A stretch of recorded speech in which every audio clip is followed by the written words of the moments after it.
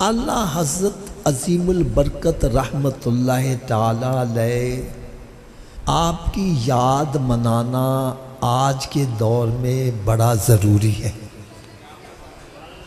आला हज़रत अज़ीमुल बरकत रहमतुल्लाह ताला अलैह आप हाफिज़े कुरान भी हैं, आलिम दीन भी हैं, आशिक़े रसूल भी हैं और वली कामिल भी हैं और आपको मुजद्दद भी कहते हैं। क्या कहते हैं? आज मैंने सिर्फ इस पर थोड़ा सा कलाम करना है। मुजद्दद का क्या मतलब होता है?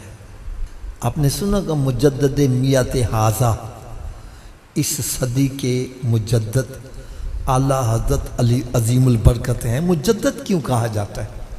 एक शेख अहमद फ़ारूक सरहंदी रहमतुल्लाह, इनको भी मुजद्दद अल्फ़सानी कहा जाता है, इनको मुजद्दद मियात हाजा कहा। मुजद्दद का मतलब क्या है? कभी गौर किया है इस पर? देखो, मैं इसकी बड़ी आसान सी मिसाल देता हूँ। ये मेरा कपड़ा है, ये गाढ़े नीले रंग का है। इस पर अगर गर्द गुबार इतनी पड़ जाए कि असल रंग का पता ही ना चले, गर्द गुबार इतनी पड़ जाए कि असल रंग का पता नहीं चल रहा। अब कोई बंदा आए, गर्द को उतार कर फिर साफ शफाफ सामने रख के दिखा दे, इसको मुजद्दद कहते हैं। जब दीन पर ऐसी गर्द गुबार पड़ गई तो कहता नबी के पास इख्तियार ही कोई नहीं। आला हज़रत लिखते हैं, सूरज उल्टे पांव से पलटे, चाँद इशारे से हो चाँद, अरे अंधे नजदी देख ले कुदरत रसूलुल्लाह की। तो कहता नबी के पास इख्तियार नहीं, अरे तेरी मर्जी पा गया। सूरज फिरा उल्टे कदम और तेरी उंगली उठ गई, माँ का कलेजा चिर गया। हज़रत जी एक छोटा जा इशारा करा, जिसकी उंगली उठने से चांद दो टुकड़े हो रहा है, उंगली उठी डूबा सूरज वापस आ रहा है। जिसकी एक उंगली में इतनी ताकत है, पूरे दस्ते में, पूरे हाथ में कितनी ताकत होगी। अरे सरकार सल्लल्लाहु अलैहि वसल्लम का दस्ते अक़दस अगर प्याले पर आ जाए तो नहरें जारी हो जाए। तो कहता नबी को इल्म नहीं है। आला हज़रत ने देखो कैसा कमाल जवाब दिया। हाय हाय हाय। आप फरमाते हैं कि सबसे बड़ी गैब ज़ात अल्लाह की है। आप लिखती हैं, और कोई गैब क्या तुमसे नेहा हो भला, जब खुदा ही ना छुपा तुम पे करोड़ों दरूद। नबी पाक सल्लल्लाहु अलैहि वसल्लम ने शाद फरमाया, राहे तो रब्बी अहसनो सूरा, मैंने अपने रब को बड़ी सोनी सूरत में देखा है। अरे जिसकी आंखों से रब का जमाल पोशीदा नहीं रहा, उसके सामने और चीज़ पोशीदा कैसे रह सकती है? लेकिन दुख वाली बात यह है, पहले हम नजदियों के जवाब में आला हज़रत को पेश करते थे। आज सुन्नियों में कुछ ऐसे बंदे बन गए जिसके सामने आला हज़रत का जिक्र करना पड़ता है। आज कुछ ऐसे भी बंदे हैं जो अहले सुन्नत वल जमात का लिबादा ओढ़ कर सहाबा कराम को बुरा कह रहे हैं। मुझे खुदा की कसम बड़ा दुख होता है यार, जिस आला हज़रत का कुरान का तर्जमा पढ़ के तू मौलवी बना है, अरे जिनके फतवों से फतवे दे के तू मुफ्ती बना है, आज उसी आला हज़रत की मुखालफत करता है। मैं एक हदीस मुबारक पेश करने लगा हूँ। मेरे आका सल्लल्लाहु अलैहि वसल्लम ने इरशाद फरमाया, जो मेरा उम्मती 5 मरतबा मुझ पर रोज़ाना 50 मरतबा मुझ पर दरूद पाक पढ़ता है, कल बरोज़े क़यामत में खुद उसके साथ मुसाफ़ा फरमाऊँगा। हज़रत साहब अपना अकीदा है, मेरे आका सल्लल्लाहु अलैहि वसल्लम जिसके साथ मुसाफ़ा फरमाएंगे वो जन्नती हो जाएगा। क्या हो जाएगा जी? ऊंची बोलो यार। आप कहेंगे दलील क्या है, तो दलील भी सुनो। हज़रत अनस रज़ी अल्लाह ताला अन्हु के पास एक दस्तरखान है कपड़े का, जब ये मैला हो जाता है आग में डाल देते हैं, मैल जल जाती है, साफ शफाफ दस्तरखान बाहर आ रहा है। किसने पूछा अनस कपड़े को तो आग जला दी, इसको क्यों नहीं जला रही? वो कहने लगे ये सच्ची बात है, कपड़े को आग जला देती है, लेकिन जिस कपड़े को मेरे आका से निस्बत हो जाए उसको नहीं जलाती। कहने लगे प्यारे आका सल्लल्लाहु अलैहि वसल्लम इसी दस्तर पर खाना तनावुल फरमाया और उसके बाद अपना दस्तर एक साथ मस किया। उस दिन के बाद जब भी ये मैला होता है मैं आग में डाल देता हूँ, मैल तो जल जाती है, कपड़ा ऊंची बोल दो यार, कपड़ा। अब मैं चंद इशारे करूँगा, पता नहीं किसके दिल पर चोट लग जाए यार। जिस कपड़े के साथ मेरे आका सल्लल्लाहु अलैहि वसल्लम का दस्तक से थोड़ी देर मस कर जाए उसको आग, तो जिस माँ के शिकम में आप 9 माह तक जलवा फरोज रहे। अगला इशारा सुनो, जिस कपड़े के साथ मेरे आका सल्लल्लाहु अलैहि वसल्लम का दस्तक थोड़ी देर मस कर जाए उसको आग, थोड़ा सा ऊंची आवाज से, आग। यार इसी दस्ते अकबर तो सबसे आबाई कराम ने बैत की है, उनका मकाम क्या होगा?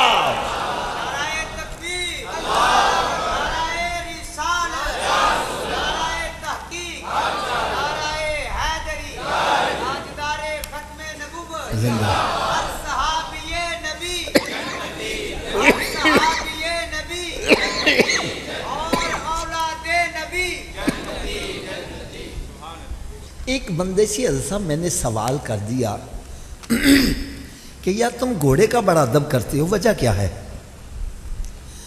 कहने लगे सरकार सल्लल्लाहु अलैहि वसल्लम का नवासा इमाम हुसैन मैदान करबला में घोड़े पर सवार होकर गए थे।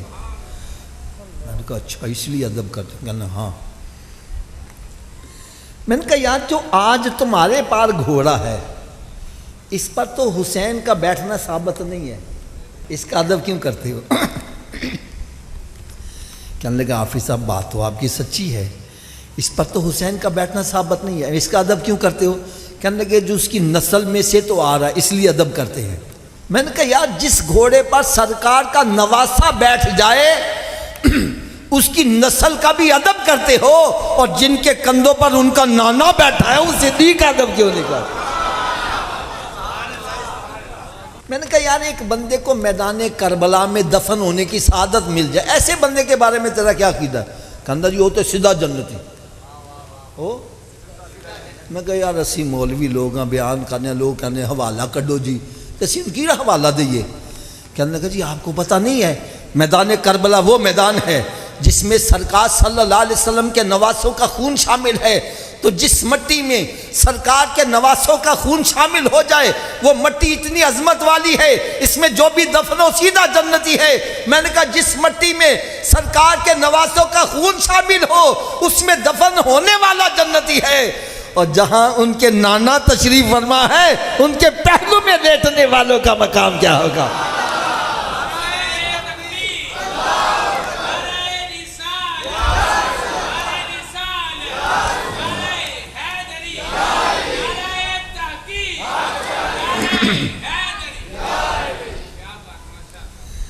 अच्छा एक और आपको परेशान तो नहीं हो रही मेरी बात से? कहते हाफिज जी असी सहाबा कराम नूं मानने बड़े चंगे सी, दीन की खातर अपना तन मन धन लुटाने वास्ते हर वक्त तैयार रहते सी, लेकिन जैसे सरकार ने पर्दा फरमाया कोई तख्त के पीछे लग गया, कोई कुर्सी के पीछे, किसी ने किसी का हक दबा लिया। बात समझ आ रही है ना? मैंने कहा यार मैं इसके 2 जवाब दूंगा। मैंने कहा पहला जवाब, जब हज़रत सैयदना सिद्दीक़ अकबर रज़ी अल्लाह ताला अन्हु आपके विसाल शरीफ का वक्त आया, आपने दोस्तों को इकट्ठा किया, फरमाया जब मेरा इंतकाल हो जाए मुझे गुस्ल भी देना, कफन भी पहनाना, जनाजा भी पढ़ना, और फिर मेरी चारपाई को उठाकर सरकार के दर दौलत पर जाके रख देना और अर्ज़ करना या रसूल अल्लाह आपका दोस्त सिद्दीक आया है, अगर सरकार सल्लल्लाहु अलैहि वसल्लम दरवाज़ा खोल दे तो मुझे सरकार के पहलू में दफन करना, अगर दरवाज़ा ना खुले तो जन्नतुल बकी में दफन करना। किसी सहाबी ने इतराज़ नहीं किया, सिद्दीक तुम क्या कह रहे हो, जिनको इंतकाल किए इतना अरसा हो गया, जो मनो मट्टी के नीचे दफन है, दरवाज़ा कैसे खोलेंगे। इससे पता चला हर सहाबी का अकीदा है हमारा नबी जिंदा है, हमारा नबी, ऊंची बोलो हमारा नबी। तो यही आला हजरत का अकीदा है। वो फरमाते हैं तू जिंदा है वल्ला, तू जिंदा है वल्ला मेरी चश्मे आलम से। जब आपकी चारपाई लाकर रखी गई, आगे बढ़कर जिसने अर्ज की उसका नाम मौला अली शेर खुदा है। अर्ज करते या रसूल अल्लाह आपका दोस्त सिद्दीक आया है। इतना कहने की देर थी, अर्ज करने की देर थी, मेरे आका सल्लल्लाहु अलैहि वसल्लम ने दरवाज़ा भी खोल दिया और मिज़ारे पुरअनवा से आवाज़ आई औसिलुल हबीब इलल हबीब, दोस्त को दोस्त के साथ लिटा दो। और मैंने कहा सिद्दीक तो वो है जिसके पर्दा करने के बाद भी सरकार ने इसको अपना दोस्त ही करार दिया है। दूसरा जवाब सुनने की भी हिम्मत है कि नहीं है? आवाज कम हो गई है, वो तैयार हो? आप में से किसी के नाम सुना होगा मियाँ शेर मोहम्मद साहब रहमतुल्लाह अलैह। मुझे बोलो यार, बहुत बड़े वली कामिल। आपके बारे में आता है कि आपका एक मुरीद था, उसी किसी सिख की औरत से आंख लड़ गई। सिख की औरत ने कहा मेरा शौहर शहर जा रहा है 2 रातों के लिए, तो रात को आ जाए। ये बड़ा खुश हुआ, तैयार होके जब रात पहुंचा तो देखा सिख सहन में टहल रहा है। ये डर के वापस आ गया। अगले दिन मुलाकात हो गई, तू राती आया नहीं, मैं सारी रात तेरा राह वेखती रही। उन्होंने कहा तू तो मरवान लगी सी, सिख दे बाहर टहलना पिया सी। उन्होंने कहा तेन मुगालता लग्या, सिख दे अज भी रात भी नहीं आएगा, तो आई रात आ जाई।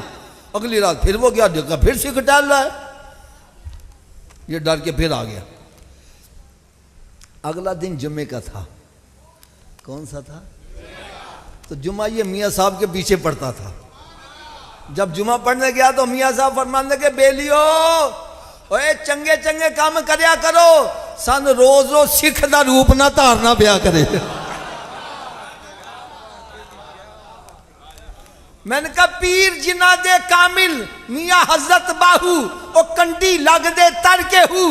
अरे जिसका पीर कामिल हो वो मुरीद को डूबने, ऊंची बोलो डूबने।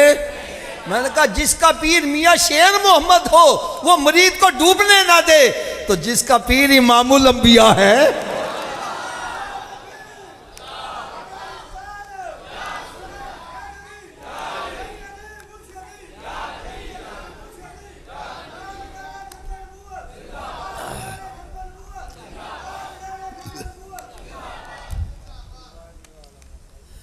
इसलिए भाई हम सुन्नी हैं।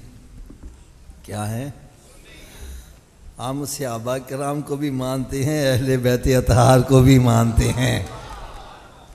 क्यों मानते हैं? मानने की वजह भी सुनो। सबसे पहली बात तो ये है, चाहे कोई सहाबी है या चाहे कोई अहले बैत अतहार में से है, इनको फैज़ कहाँ से मिला है? ऊंची बोलो यार, सरकार से फैज़ मिला है ना। तो हमने इनको नहीं देखना जहां से फैज़ मिला, हम तो उनको देखेंगे यार। नेक बंदे की सोबत बंदे को, ऊंची बोलो यार, और बुरे की सोबत। तो जिसको किसी वली कामिल की सोबत मिले वो बड़ा शान वाला, जिसको किसी ताबी की सोबत मिले, जिसको किसी सहाबी की सोबत मिले, अरे जिसको किसी नबी की सोबत मिले, जिसको किसी रसूल की सोबत मिले, अरे सहाबाए कराम तो वो है जिनको इमामुल अंबिया की सोबत मिली है। दूसरी बात सुनो, मेरे आका सल्लल्लाहु अलैहि वसल्लम ने शाफ़र मेरे सहाबाए कराम सितारों की मानद हैं और अहले बैत अतहार हज़रत नूह अलैहिस्सलाम के सफ़ीने की तरह है। अच्छा, ये जो समंदर होता है इसमें सड़कें बनी होती हैं, ऊंची बोलो यार। तो जहाज में जो सवार है उसको पता कैसे चलता है मैंने किधर जाना है? जहाज में सवार होगा तो सितारों से मंजिल का तयन करेगा। जो कश्ती में सवार हो जाए सितारों को नहीं मानता भटकता फिरेगा, और जो सितारों को मानता कश्ती को नहीं मानता डूब मरेगा। आला हज़रत लिखते हैं अहले सुन्नत का है बेड़ा पार साहबे हुजूर, अरे नज्म है और नाव है इतरत रसूलुल्लाह की। फिर सुनो, मेरे आका सल्लल्लाहु अलैहि वसल्लम ने इरशाद फरमाया नमाज मेरी आंखों की ठंडक है। इदा मतलब की ये सरकार फरमा रहे ने ऐ मेरे उम्मती जो मैं तेन नमाज पढ़दियां वेखना वा मेरी अखां ठंडियां हो जांदियां ने। तो जो तो नमाज नहीं पढ़ता चोरियां करना है, डकैतियां करना है, पाउडर पीना में, शराब पीना में, हराम खाना में, क्या सरकार दी अखां उदों ही ठंडियां होंदियां ने? ए देखो यार मेरे सारियां दे अगे हथ बंदे जे जिस नबी दा मिलाद मनांदे जे ओदियां अखां ठंडियां करने वाले काम भी करया करो यार। मिलाद नबी दा मना रहा वे अखां ठंडियां शैतान दियां कर रहा वे।